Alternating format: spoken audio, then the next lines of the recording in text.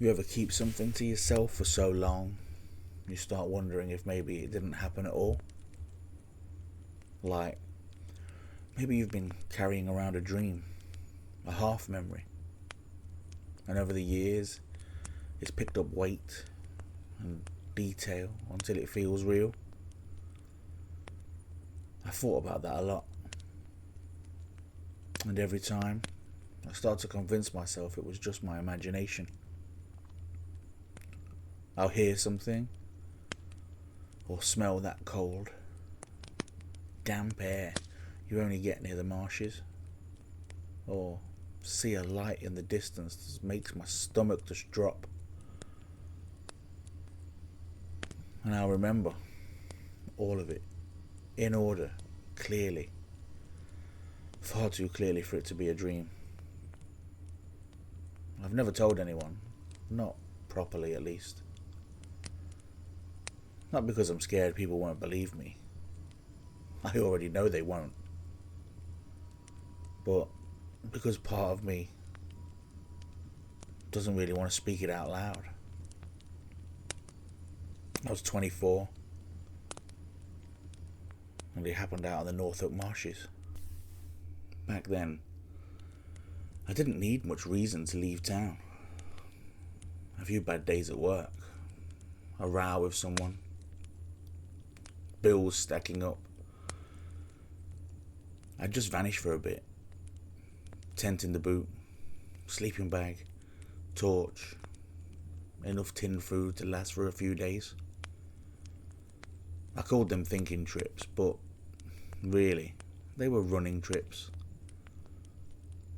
I'd drive until the buildings stopped and the roads narrowed, just until the air changed. That week I drove east, Norfolk. When I was a kid, my granddad lived out that way. I'd stay with him during summers. He'd walk me across the marshes, pointing out birds, old smugglers' paths, telling me stories people whispered about the place. Ghost ships that drifted inland on foggy nights. Wrecked sailors walking the banks. And once, he told me about the Lantern Man. Tricky one, lad, he'd say, leaning in on his stick like he didn't want the wind to hear him. You follow his light, you're done for. He'll walk you in circles till you're tired. Then he'll take you.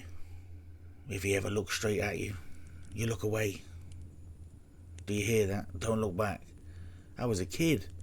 I laughed it off. But I remember how serious his face went when I laughed. I parked where the tarmac turned to dirt. The path into the marsh was narrow, lined with reeds that swayed like they were whispering to each other. It was late afternoon, that golden hour where everything's lit from the side, and shadows are longer than they should be. I found a patch of dry ground raised just enough to keep me out of the damp. I could see all the way to the horizon in every direction. Or at least, until the light went. The sun dropped low and slow. Gold gave way to red. Red to that bruised purple. Then the flat land swallowed it whole, and my world shrank to the circle of my campfire. That's the thing about the marshland at night. Distance disappears. Everything beyond the light is just gone. I don't know what woke me. No sound, no wind, just awareness. The tent was black inside, no moon, no stars. I reached for my torch but froze halfway. There was light already, faint, yellow, not torchlight, not that cold white beam. This was warmer and steady. It hung above the reeds, maybe 50 feet away. Too low for a star, too high to be on the ground. And it swayed slowly from left to right. I unzipped the tent just enough to see it properly. Instinctively, I called out, "Hello." The swaying stopped. The light froze. And even in the distance, I swear, it felt like it turned towards me. Grandad's voice came back in the whisper in my head. "If he looks at you, don't move, don't speak, don't even breathe too loud." I zipped the tent shut, pulled my bag up to my chin, lay there, eyes wide, just watching the faint glow bleed through the fabric until the sky finally stretched into the pale morning light. Morning made me feel stupid. Bright sun, bird song, no footprints in the mud except my own. I told myself it had been a fisherman or a trick of the distance. But that night, I stayed up later. I let the fire burn low, watched the reeds until my eyes stung. There was nothing. By midnight, I gave in and went to bed thinking maybe I'd leave in the morning. Maybe. I woke to the sound of water. Not the gentle, distant sort you hear in the background of the marsh. This was near. Close enough that I could hear it lapping against something solid. At first, I thought maybe it was the tide coming in early. But the marsh didn't work like that.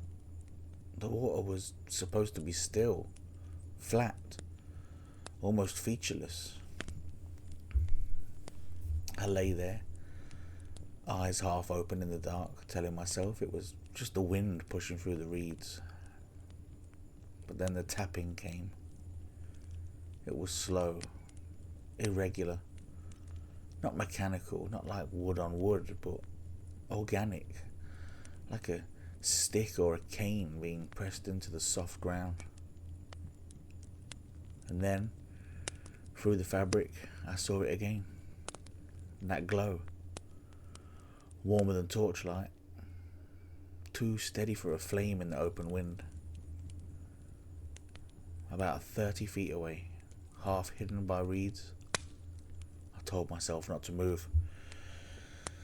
But there was something in me, some pull, like the way you find yourself staring at a fire for too long. I unzipped the tent just enough to push my face out into the cold. The light hung there, perfectly still, and I could see shapes moving just inside the glow. Too tall to be grass, too thin to be trees. I didn't even bother putting my boots on. My bare feet sank into the ground as I stepped, breath already burning in my chest. The light drifted away, not fast, not threatening, just further, like it wanted me to come closer. And I did. Every time I reached what felt like the right distance, it would drift again, just beyond reach. I couldn't hear my own breathing over the thud of my heartbeat. I couldn't smell the smoke from my campfire anymore. Only the wet metallic tang of the marsh. The light swaying was hypnotic, left, right, left, right. Some part of me knew I was being led, but the rest of me, I just didn't care. It took me a while to notice. A couple of minutes, maybe longer. Time wasn't working right out there. I'd been following the glow, focusing on nothing else, and my foot hit something familiar. The rope of my tent guy line. I froze. My tent was right there, 10 feet away. I turned in a slow circle. The reeds looked the same in every direction, no obvious tracks, no churned up ground from my wandering. But in my gut, I knew I'd been walking. I'd been chasing it. I could still feel the pull in my calves, the ache in my chest. The light paused, tilting slightly. Almost like a head cocking in curiosity. That's when I saw him. He was just inside the glow. And at first my brain tried to turn him into something normal, a man in a coat, maybe a fisherman with a lantern, but he wasn't moving right. His shoulders were too high, his arms hanging too low, and his face, God, his face, skin pale as milk, stretched tight, cheekbones sharp enough to cut, eyes sunken black, no glint of reflection in them at all, and the mouth, not wide like a grin, but long, curling up at the corners like he was fighting the urge to laugh.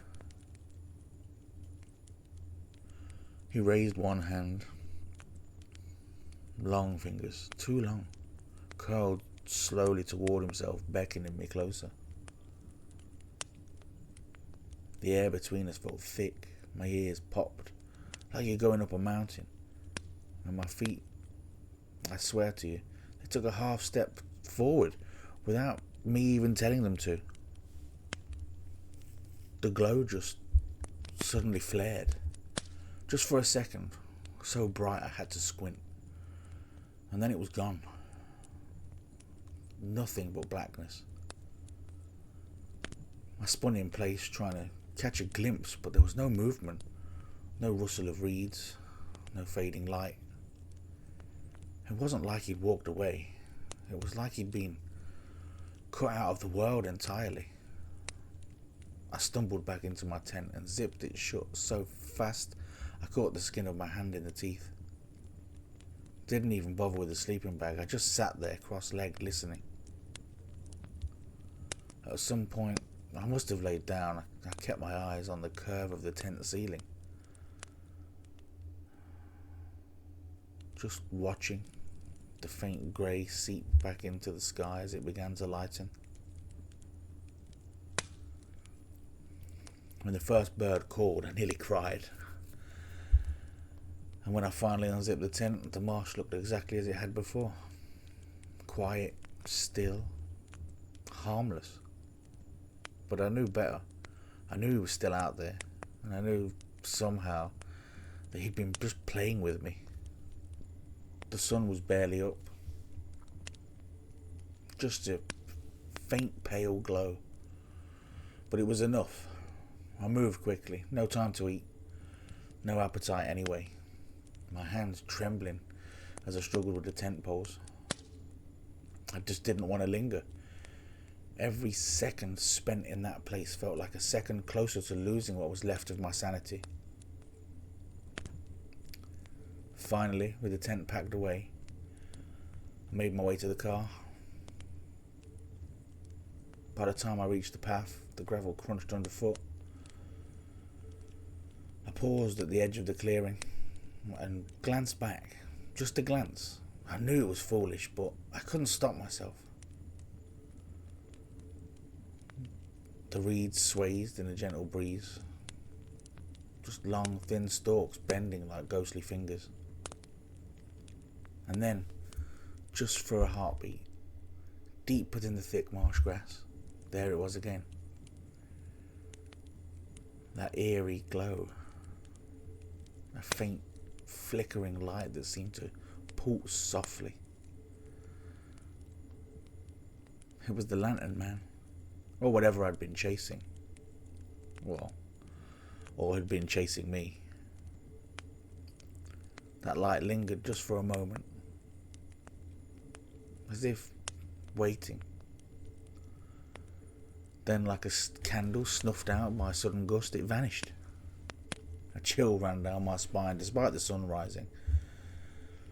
I swallowed hard, forcing my eyes away, but the image stuck in my mind like a warning I couldn't ignore.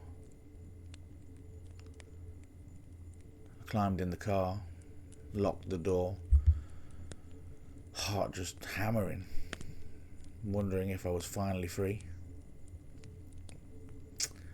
Or just that feeling as if the marsh had already claimed me in some way I couldn't yet understand. I stopped in a pub a few miles away. I needed some food and some other people. There was an old man sitting at the bar, the kind that's always there the second the place opens, and he's there till closing. I sat down, ordered some food, and he just turned to me and said, "You saw him, didn't you? You're lucky. He doesn't always let people leave." That sat with me to this day. So if you're ever out there in the marsh and you see that faint yellow glow just swaying from left to right, don't call out, don't follow it, just turn around and walk away, because you might not be as lucky as me.